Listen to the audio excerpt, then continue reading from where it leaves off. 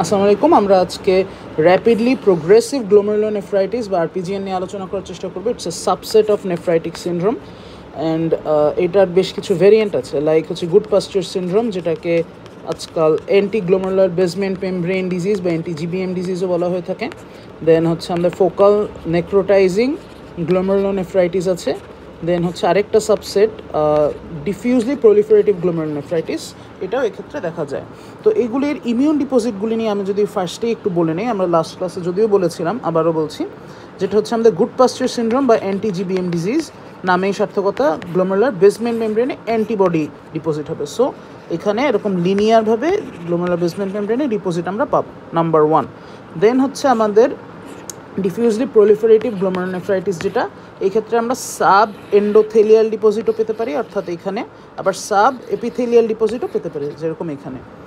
আর যেটা হচ্ছে আমাদের ফোকাল নেক্রোটাইজিং গ্লোমেরুলোনেফ্রাইটিস, এই ক্ষেত্রে হচ্ছে আমরা কোনো ইমিউন ডিপোজিটই পাবো না, এটা পসি ইমিউন। আর in both cases, in each of the cases আমরা হচ্ছে ক্রিসেন্ট ফরমেশন পাবো, যেটা হচ্ছে আমাদের ইনফ্ল্যামেশনের রেসপন্সে যে প্রলিফারেশন হবে সেলের, গ্লোমেরুলার বেসমেন্ট মেমব্রেনের সেল হোক বা হচ্ছে আমাদের বোম্যান্স স্পেসের অন্য কম্পোনেন্টের প্রলিফারেশন হোক আর কি, এখানে এরকম একটা ক্রিসেন্ট ফরমেশন পাওয়া যাবে। যে গ্লোমেরুলাস যদি এটা হয়ে থাকে, এ হচ্ছে ক্রিসেন্ট। প্রত্যেকটার ক্ষেত্রে এটা প্লাস মাইনাস। তো এবার আমরা আলোচনা শুরু করি। একটা হচ্ছে GBM ডিজিজ বা গুড পাস্চার সিনড্রোম।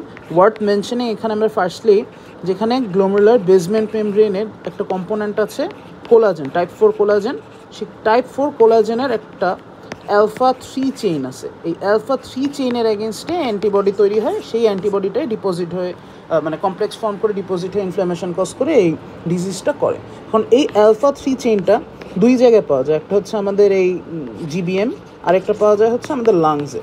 সো এই দুই জায়গায় আমরা প্যাথোলজি পাচ্ছি in case of GBM disease. তো গুড পাস্চার্স ডিজিজ যেটা বা হচ্ছে GBM ডিজিজ, এই ক্ষেত্রে আমরা লাং হেমোরেজ পাই, কারণ হচ্ছে লাংয়ের যে কোলাজেনটা এটার এগেনস্টে অ্যান্টিবডি তৈরি হয় এবং এই অ্যান্টিবডিটা হচ্ছে ইমিউন কমপ্লেক্স ফর্ম করে এখানে ড্যামেজ করে। আবার হচ্ছে আমাদের আরপিজিএন যেটা কিডনিতে, এই দুইটা হচ্ছে আমরা পেতে পারি, কিডনি ড্যামেজ, লাং ড্যামেজ। তো এরকম আর কিছু ডিজিজ এখানে বলা হচ্ছে similar lung plus renal involvement. একটা হচ্ছে আমাদের এই গুড পাস্চার্স গেল, আবার একটা হচ্ছে আমাদের SLE বা লুপাস, তারপরে হচ্ছে আমাদের GPA যেটা হচ্ছে গ্র্যানুলোম্যাটোসিস উইথ পলিঅ্যাঞ্জাইটিস, এক্ষেত্রে পাওয়া যায়। আর যদি আমরা স্পেসিফিক্যালি লাং না বলে রেসপিরেটরি ট্র্যাক্ট বলি, সেক্ষেত্রে আমরা আরেকটা রিকল করতে পারি আমাদের প্রিভিয়াসলি থেকে, IgA নেফ্রোপ্যাথি। তো এই জিনিসগুলি হচ্ছে আমরা লাং প্লাস রেনাল ইনভলভমেন্ট একসাথে পাচ্ছি। আর এটা পার্টিকুলারলি ইয়াং চিলড্রেনদের মধ্যে কমন, ইটস ওয়ার্থ মেনশনিং। আর এখানে ইনভেস্টিগেশনে আমরা রেনাল বায়োপসি করলে ক্রিসেন্ট পাবো। দেন হচ্ছে ইমিউন ডিপোজিট চেক করলে, ইমিউনোফ্লোরেসেন্স করলে লিনিয়ার IgG অ্যান্টিবডি পাবো এগেনস্ট GBM। আর অ্যাসোসিয়েশন হচ্ছে HLA-DR15, এই জিনিসটা আমরা পাবো। আর এক্ষেত্রে ট্রিটমেন্টও হচ্ছে মেনলি ইমিউনোসাপ্রেশনটা হতে পারে স্টেরয়েড দিয়ে, হতে পারে সাইক্লোফসফামাইড দিয়ে, আর হচ্ছে আমাদের প্লাজমা এক্সচেঞ্জ, এই হচ্ছে আমাদের ট্রিটমেন্ট। এরপরে আমরা আসি আরেকটা ভেরিয়েন্টে, সেটা হচ্ছে ফোকাল নেক্রোটাইজিং গ্লোমেরুলোনেফ্রাইটিস বা FNGN হিসেবে আমরা অ্যাব্রিভিয়েট করতে পারি। এই ক্ষেত্রে নামের মধ্যেই আমরা ইনফরমেশন পাচ্ছি, এখানে ফোকাল নেক্রোসিস হচ্ছে এবং এই নেক্রোসিসের জন্য যে ইনফ্ল্যামেশনটা হচ্ছে এটাও সেগমেন্টাল হচ্ছে, অর্থাৎ not all parts of a glomerulus is involve, আর ফোকাল বলতে বোঝাচ্ছে not all glomerulus is involve. আর এই ক্ষেত্রে হচ্ছে এই ইনফ্ল্যামেশনের রেসপন্সে হচ্ছে প্রলিফারেশন হবে, প্রলিফারেশনের জন্য ক্রিসেন্ট ফর্মেশন হবে।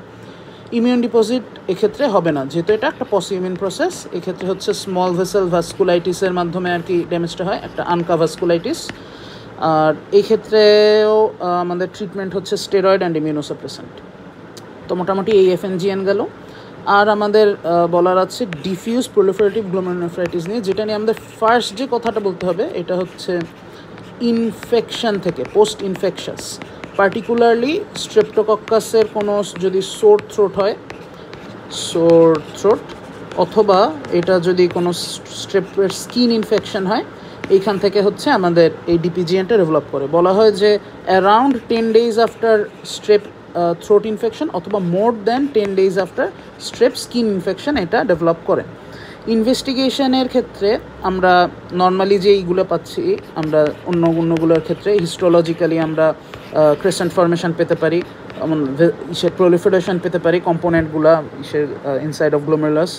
তো পার্টিকুলারলি এই ডিপিজিএনের ক্ষেত্রে আমরা তো ইমিউন ডিপোজিট যেটা বলছিলাম, এই সাবএন্ডোথেলিয়াল হতে পারে, সাব এপিথেলিয়াল হতে পারে। সো এইটার আশেপাশের যে সেলগুলি, এগুলোর প্রলিফারেশন দেখা যাবে। সো সাবএন্ডোথেলিয়াল মানে এন্ডোথেলিয়াল সেলের প্রলিফারেশন হতে পারে। তারপর হচ্ছে এই যে গ্লোমেরুলার যে বোম্যান্স ক্যাপসুল, এখানে প্রলিফারেশন হতে পারে, মেসেঞ্জিয়ামেরও প্রলিফারেশন হতে পারে। সো এই diffuse proliferation of endothelial and mesangial cells এক্ষেত্রে দেখা যেতে পারে হিস্টোলজিক্যালি। আর ম্যাক্রোফেজ এন্ড নিউট্রোফিলিক ইনফিলট্রেশনও দেখা যেতে পারে, এবং এই প্রলিফারেশনের জন্য ক্রিসেন্ট ফর্মেশনও হতে পারে। আর ইমিউন ডিপোজিট যেটা একটু আগেই বললাম যে সাবএন্ডোথেলিয়াল হতে পারে, সাব এপিথেলিয়াল হতে পারে। তো এই ফাইন্ডিংসগুলো অ্যাজ ইউজুয়াল। এক্ষেত্রে যেহেতু স্ট্রেপ ইনফেকশন হচ্ছে, সো আমরা একটা স্পেশাল মাইক্রোবায়োলজিক্যাল টেস্ট করতে পারি, সেটা হচ্ছে স্ট্রেপ্টোকক্কাল অ্যান্টিজেন ও, সম্ভবত এএসও, যেটা এএসও টাইটার আমরা চেক করে দেখতে পারি। In case of throat infection, এটা 95% কেসেসে আমরা হচ্ছে ইনক্রিজড টাইটার পেতে পারবো, এএসও টাইটার। তো এই হচ্ছে আমাদের ইনভেস্টিগেশন ফাইন্ডিংস।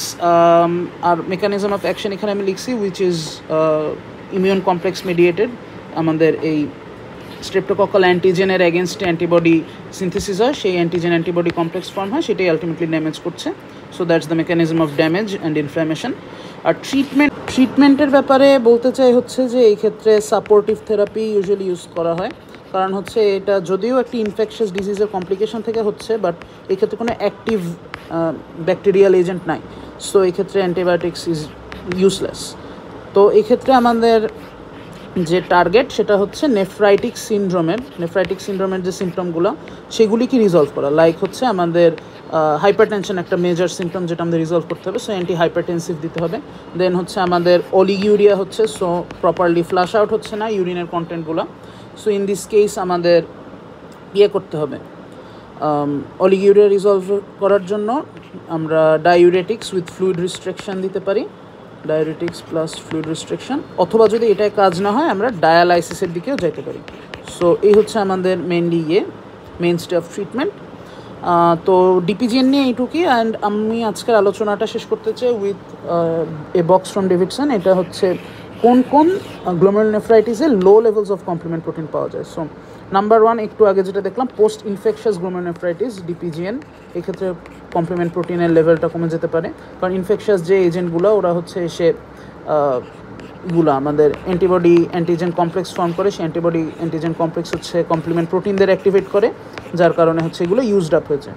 আবার হচ্ছে ডেন্স ডিপোজিট ডিজিজেও হচ্ছে অল্টারনেটিভ পাথওয়ে অফ কমপ্লিমেন্ট অ্যাক্টিভেশনটাকে অ্যাক্টিভেট করে। সো এই পাথওয়েতে হচ্ছে ইউজড আপ হয়ে যায় কমপ্লিমেন্ট প্রোটিনটা। আর এই ডিডিডি এর সঙ্গে আমরা ডিডিডি তো মেনলি মেসেঞ্জিও ক্যাপিলারি ছিল, একটা গ্লোমেরুলোনেফ্রাইটিস ছিল। এটার আরেকটা ভেরিয়েন্ট যেটা ছিল ইমিউন কমপ্লেক্স মেডিয়েটেড, সেই ক্ষেত্রে আমরা দেখছিলাম এটার সঙ্গে অ্যাসোসিয়েটেড ছিল subacute bacterial infections like bacterial infective endocarditis, আর হচ্ছে ক্রায়োগ্লোবুলিনেমিয়া, এগুলি অ্যাসোসিয়েটেড ছিল। সো এইটার সাথে আমরা মনে রাখতে পারি যে এই ক্ষেত্রেও আমাদের কমপ্লিমেন্ট প্রোটিনগুলি কমে যাবে। ওই অ্যান্টিজেনগুলি যে কমপ্লেক্স ফর্ম করতেছে, ওরা কমপ্লিমেন্ট অ্যাক্টিভেট করে এই কমপ্লিমেন্ট প্রোটিনের টোটাল লেভেলসটা কমিয়ে দিতে পারে। সো এই ইমিউন মেডিয়েটেড যে দুইটা জিনিস, সাবঅ্যাকিউট ব্যাকটেরিয়াল ইনফেক্টিভ এন্ডোকার্ডাইটিস আর ক্রায়োগ্লোবুলিনেমিয়া, এরা হচ্ছে আমাদের কমপ্লিমেন্ট লেভেলসটা কমিয়ে দিতে পারে। সিমিলারলি এসএলইও এভাবে আমাদের কমপ্লিমেন্ট লেভেলসটা কমাতে পারে, আর এই ক্ষেত্রে হচ্ছে আমরা লো লেভেলস অফ কমপ্লিমেন্ট পাবো। সো বেসিক্যালি এরকম যদি আমরা ক্লিনিক্যালি পাই এই ডিজিজগুলি, এর সঙ্গে আমরা অবশ্যই একটা কমপ্লিমেন্ট প্রোটিন লেভেলস চেক করার জন্য টেস্ট দিব ইনভেস্টিগেশনে।